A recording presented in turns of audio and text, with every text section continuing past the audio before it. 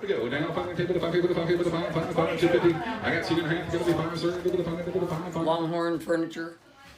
And that's made out of a church pew, and then they cover it, with cowhide. And a lot of these frames are just wonderful frames made out of cowhide. And those frames sell for $250, $300 in a store. But we're practically, we're just selling it because we have to get out. We didn't have enough time to do what we should have done. Like this cowboy, that's all hand carved out of the trunk of a tree.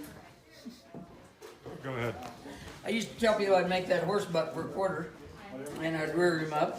Tourist would give me a quarter. This was really, some people don't believe it, but this was a summer resort long before it was much of a winter resort.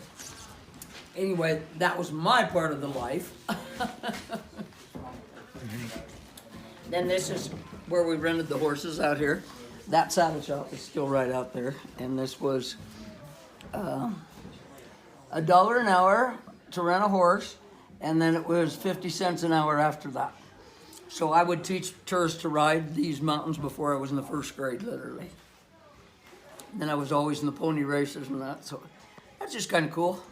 I remember you telling me this was your dad's from a long time ago.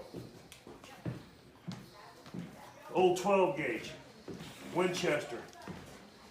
And it's really just a collector item. You really couldn't shoot it at this point. Well, we had this, I don't know how long, but we've had it a long, long time.